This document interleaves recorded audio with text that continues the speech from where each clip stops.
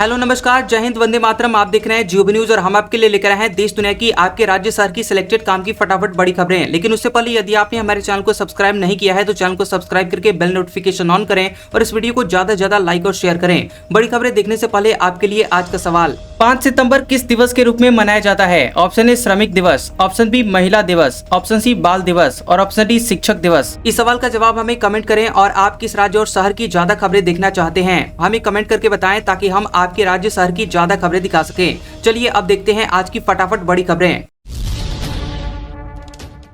अहमदाबाद विमान हादसा, 170 ताबूत तैयार करने का ऑर्डर, मरने वालों का आंकड़ा 275 पहुंचा। डीएनए जांच में 6 शवों की पहचान हुई। अहमदाबाद में विमान हादसे में मरने वाले लोगों का आंकड़ा 275 पहुंच गया है। शवों को रखने के लिए 170 ताबूत का ऑर्डर दिया गया है। बड़ोदरा के शख्स ने बताया कि एयर इंडिया के मैनेजर ने फोन करके ताबूतों का ऑर्डर दिया है। इधर अहमदाबाद सिविल अस्पताल के deputy civil superintendent Rajnish Patel ने कहा कि अब तक 248 शवों का डीएनए सैंपल का क्रॉस वेरिफिकेशन हुआ है, जिनमें से 6 का डीएनए मैच हुआ है। पटेल ने कहा कि पूर्णिमा बेन पटेल का शव उनके परिवार को सौंपा गया है। एक और परिवार को बॉडी हैंडओवर की प्रक्रिया जारी है।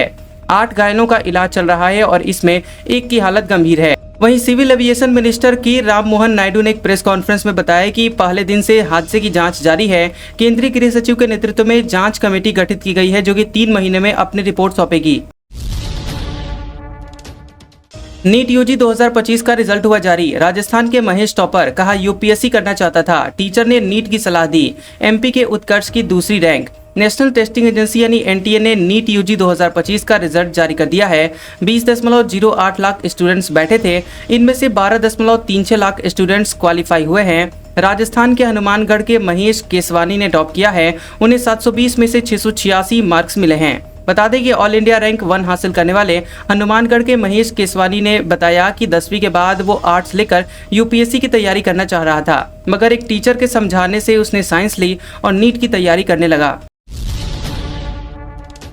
हरियाणा में हर रोज मांगी जाएगी बिजली कट की रिपोर्ट। विज बोले, कोताही बरतने वालों पर कार्रवाई होगी। दिल्ली में राजनाथ सिंह से मिले। बता दें कि हरियाणा में बढ़ती हुई गर्मी के दौरान बिजली कट को लेकर ऊर्जा मंत्री अनिल विज सख्त हो गए हैं। उन्होंने प्रदेश भर से बिजली जाने और कट लगने की रिपोर्ट तलब कर ली है। उन्होंने सभी अधीक्षक अभियंता एसई को निर्देश दिए हैं कि वह दिल्ली ऊर्जा मंत्री ऑफिस में इस संबंध में एक रिपोर्ट भेजें। विज ने कहा कि उनके इन निर्देशों के संबंध में यदि किसी भी अधिकारी द्वारा कोई कोताही बरती गई तो उसके खिलाफ सख्त से सख्त कार्रवाई अमल में ली जाएगी, क्योंकि अनिल विज कोताही बरतने वाले अधिकारी कर्मचारी को बख्शता नहीं है। एसबीआई का होम लोन 0.50% सस्ता हुआ। अब 7.50% इंटरेस्ट पर मिलेगा कर्ज। बता दें आपको कि स्टेट बैंक ऑफ इंडिया यानी एसबीआई ने लोन की ब्याज दरों में 0.50% की कटौती की है। इस कटौती के बाद एसबीआई से सभी तरह के लोन लेना अब सस्ता हो गया है। अब एसबीआई की होम लोन की ब्याज दर सालाना 7.50% से शुरू होगी। आरबीआई ने हाल ही में रेपो रेट को 6% से घटाकर 5.50% कर दिया है, जिसके बाद बैंकों ने भी एफडी और लोन की ब्याज दरों में कटौती शुरू कर दी है। इससे पहले यूनियन बैंक और पंजाब नेशनल बैंक ने भी लोन की ब्याज दरों में कटौती की है। नोएडा प्राधिकरण की 218वीं बोर्ड लिए निर्णय, जर्जर भवनों के रीडेवलपमेंट पॉलिसी। 220 केवी का बिजली घर, 7 और 5 स्टार होटल और विला इलेक्ट्रॉनिक सेक्टर। बता दें कि नोएडा में जर्जर हो चुकी बहुमंजिला ग्रुप हाउसिंग और श्रमिक कुंज जो low rise group housing apartment की लिविंग कंडीशन को सुधारा जाएगा। इसके लिए पॉलिसी बनेगी और जिस पर सैद्धांतिक मंजूरी मिल गई है। ये मंजूरी नोएडा प्राधिकरण ने अपनी 118वीं बोर्ड की बैठक में दी है। बोर्ड की अध्यक्षता मुख्य सचिव मनोज सिंह ने की है। बैठक में नोएडा प्राधिकरण के सीईओ लोकेश एम, अपर जिलाधिकारी बच्चू सिंह, ग्रेटर नोएडा प्राधिकरण के सीईओ रवि कुमार एनजी, एनसीईओ यमुना कपिल सिंह, जीडीए के एसीईओ अतुल वत्स मौजूद रहे। लखनऊ में शिक्षा मित्रों की भूख हड़ताल, मांग पूरी नहीं होने से नाराज, बोले सरकार की लापरवाही से घर छोड़ने पर मजबूर हुए। लखनऊ इको गार्डन में शिक्षा मित्रों का 19 दिनों से प्रदर्शन जारी है। शनिवार को प्रदर्शनकारियों ने भूख हड़ताल शुरू कर दी है। आंदोलन का नेतृत्व कर रहे गुड्डू ने कहा कि 11 लोग भूख हड़ताल पर रहे हैं। विभाग के अधिकारियों की मनमानी और सरकार की लापरवाही की वजह से अन्न त्यागना पड़ा है। अगर किसी साथी का स्वास्थ्य बिगड़ता है तो सरकार जिम्मेदार होगी। इजरायली हमले में 138 ईरानियों की गई जान, इनमें 9 न्यूक्लियर साइंटिस्ट। इजरायली रक्षा मंत्री की धमकी, और मिसाइलें दागी तो तेहरान जला देंगे। इजराइल और ईरान के बीच टकराव दूसरे दिन भी जारी है।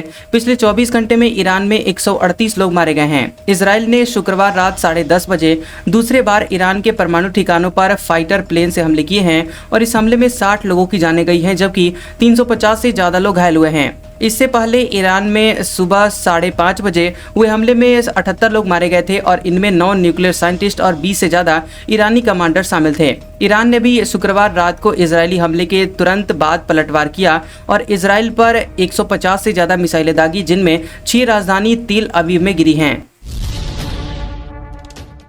एसबीआई ने अमृत वृष्टि डिपॉजिट स्कीम की ब्याज दरें घटाई। इनमें अब 7.10% तक का ब्याज मिलेगा। स्टेट बैंक ऑफ इंडिया यानी एसबीआई ने अपनी स्पेशल फिक्स्ड डिपॉजिट स्कीम अमृत वृष्टि की ब्याज दरों में 0.25% की कटौती की है। अब एसबीआई अमृत वृष्टि के तहत 444 दिनों के लिए एफडी कराने पर 6.60% सालाना ब्याज दिया जाएगा।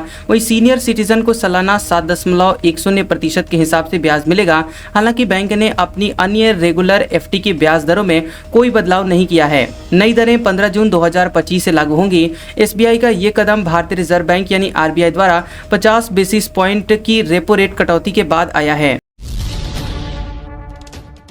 बोइंग ने चीन को 7879 विमान दिया। अहमदाबाद विमान हादसे के 2 दिन बाद डिलीवरी दी। प्लेन क्रैश 275 लोगों की इसमें जाने गई थी। बता दें कि अहमदाबाद विमान हादसे के 2 दिन बाद ही अमेरिकी विमान निर्माता कंपनी बोइंग ने चीन को विमान की डिलीवरी फिर से शुरू कर दी है। चीनी मीडिया के मुताबिक बोइंग ने जुनयाओ एयरलाइन को एक नया 7879 विमान सौंपा है। आपको बता दें कि 14 जून को अहमदाबाद में बोइंग 787-8 ड्रीम लाइनर विमान दुर्घटनाग्रस्त हो गया था। इस हादसे में 275 लोगों की जानें गई थी। उड़ान भरने के तुरंत बाद प्लेन क्रैश हो गया था।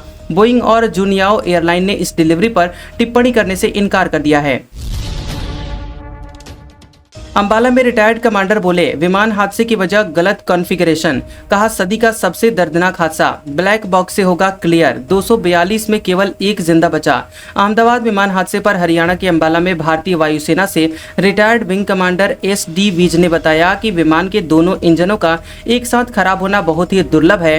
उन्होंने उदाहरण दिया कि पहले भी ऐसी घटनाएं हुई थी, जैसे miracle on the Hudson. America का एक विमान पक्षियों से टकराकर अपने दोनों इंजन खो बैठा था, फिर भी उसने सुरक्षित लैंडिंग किया था। दूसरा उदाहरण एयर ट्रांसाट फ्लाइट 236 का है, जहां ईंधन लीक होने की वजह से दोनों इंजन बंद हो गए थे, फिर भी विमान सुरक्षित उतर आया था। गौरतलब है कि अहमदाबाद से लंदन जा रहे एयर इंडिया बोइंग 7878 ने 12 जून को दोपहर उड़ान भरने के तुरंत बाद दुर्घटना का वो शिकार हो गया था। इस विमान में 230 यात्री, 10 क्रू सदस्य और 2 पायलट थे।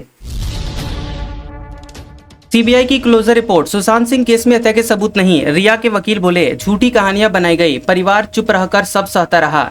सुशांत सिंह राजपूत डेथ केस में सीबीआई ने 4 साल 6 महीने 15 दिन बाद फाइनल क्लोजर रिपोर्ट फाइल कर दी है, जिसमें जांच एजेंसी ने कहा है कि आत्महत्या के लिए सुशांत को उकसाने का कोई सबूत नहीं मिला है। सुशांत सिंह राजपूत 14 जून 2020 को बांदा में अपने घर पर रहस्यमयी तरीके से मृत पाए गए थे। मीडिया और विपक्षी दलों के प्रेशर की वजह से इस मामले की जांच को सीबीआई को सौंपा गया था। अब सीबीआई की आखिरी रिपोर्ट में असल वक्त का वजह सुसाइड बताई गई है।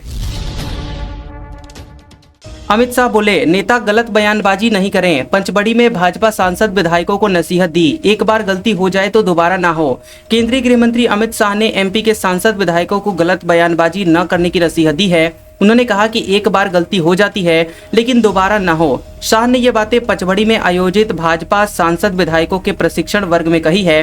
3 दिन तक चलने वाले इस कार्यक्रम में मध्य प्रदेश सरकार के सभी मंत्री, विधायक, लोकसभा, राज्यसभा सांसद शामिल हो रहे हैं। मुख्यमंत्री डॉक्टर मोहन यादव पूरे 3 दिन कार्यक्रम में मौजूद रहे। कार्यक्रम में केंद्रीय कृषि मंत्री शिवराज सिंह चौहान भी मौजूद रहे। प्रशिक्षण वर्ग में संबोधन के बाद शाह भोपाल के लिए रवाना हो गए हैं। मणिपुर में 300 से ज्यादा राइफल, हथियार और गोला बारूद बरामद। सुरक्षा बलों ने 5 जिलों में सर्चिंग की थी। बता दें कि मणिपुर की इम्फाल घाटी के 5 जिलों से 300 से ज्यादा राइफल समेत हथियारों और गोला बारूद का एक बड़ा जखीरा बरामद किया गया है। ये बरामदगी मणिपुर पुलिस, केंद्रीय सशस्त्र पुलिस बल CAPF और सेना की संयुक्त टीमों ने शुक्रवार और शनिवार की दरमियानी रात को एक ज्वाइंट ऑपरेशन के दौरान की है। आपको बता दें कि जब्त की गई वस्तुओं में 151 SLR राइफलें, 65 इंसास राइफलें, 73 अन्य राइफलें, 5 carbine gun, 2 MP5 gun, 12 light machine gun, 6 AK series राइफलें, 2 अमोघ राइफलें, 1 मोर्टार, 6 पिस्तौल, 1 AR-15 और 2 फ्लेयर गन शामिल हैं। 24 घंटे में कोरोना के 269 नए मरीज मिले। देश में अब तक 87 जाने गई, 7400 एक्टिव केस। राजस्थान में 2 की जान गई। बता दें कि देश में पिछले 24 घंटे में कोरोना के 269 नए केस सामने आए हैं। शनिवार सुबह 8 बजे तक देश भर में कोरोना के 7400 एक्टिव मामले हैं। वहीं मरने वाले लोगों का आंकड़ा बढ़कर 87 हो गया है। महाराष्ट्र में सबसे ज्यादा 25 लोगों की जाने गई हैं। वहीं शुक्रवार को राजस्थान, केरल में 2 लोगों की कोरोना से जान गई थी और राजस्थान में 70 साल की महिला और केरल में 82 साल के एक बुजुर्ग ने सांस लेने में उनको तकलीफ हुई, जिसके चलते उन्होंने दम तोड़ दिया। राजस्थान में ये कोरोना से इस साल में दूसरी मौत है, जबकि केरल में जनवरी से अब तक 23 लोगों की जाने गई हैं। केरल में इस वक्त देश के सबसे ज्यादा 2109 कोविड के मरीज हैं। हालांकि गुरुवार तक 2165 एक्टिव केस थे। MP में समर्थन मूल्य पर मूंग उड़द खरीदेगी सरकार। 19 जून से शुरू होगा पंजीयन। सीएम ने कहा, केंद्र सरकार को भेजा प्रस्ताव। मध्य प्रदेश में सरकार किसानों से न्यूनतम समर्थन मूल्य पर मूंग और उड़द की खरीदी करेगी। इसके लिए 19 जून से पंजीयन शुरू होगा। सीएम डॉक्टर मोहन यादव ने कहा कि इस संबंध में मेरी केंद्रीय मंत्री शिवराज सिंह चौहान से चर्चा हुई है। राज्य सरकार की ओर से केंद्र सरकार को प्रस्ताव भेजा गया है। सीएम यादव ने ट्वीट के जरिए इसकी जानकारी दी है। उन्होंने कहा कि जो किसान उड़द और मूंग का उत्पादन करते हैं वे इसके लिए पंजीयन करवाएं ताकि सरकार इसकी खरीदी कर सके और उन्हें इसकी उपज का उचित दाम दिलाया जा सके। बता दें कि इस साल सरकार ने मूंग का न्यूनतम समर्थन मूल्य 8,768 रुपए तय किया है, जबकि खुले बाजार में भाव 5,000 से 5,500 रुपए प्रति क्विंटल आ गए हैं। किसानों के विरोध की जानकारी मिलने के बाद सीएम यादव ने कहा था कि वे जल्द ही केंद्रीय कृषि मंत्री से बात करेंगे और किसानों के हित में फैसला लेंगे। आज का सुविचार, जब जल गंदा हो तो उसे हिलाते नहीं हैं बल्कि शांत छोड़ देते हैं, जिससे गंदगी अपने आप नीचे बैठ जाती है। ठीक उसी प्रकार जीवन में परेशानी आने पर बेचैन होने के बजाय शांत होकर सोचे, हल जरूर निकलेगा। कैसा लगा ये वीडियो हमें कमेंट सेक्शन में जरूर बताएं। वीडियो पसंद आया हो तो वीडियो को लाइक और शेयर करें और ऐसी इंटरेस्टिंग वीडियोस देखने के लिए हमारे चैनल GOB न्यूज को सब्सक्राइब करें और बेल आइकॉन को दबाएं। और हमारे ओल्ड और लेटेस्ट वीडियोस देखने के लिए हमारे प्लेलिस्ट और कम्युनिटी टैब को जरूर चेक करें। तो मिलते हैं अगले वीडियो में, तब तक के लिए आपका शुक्रिया।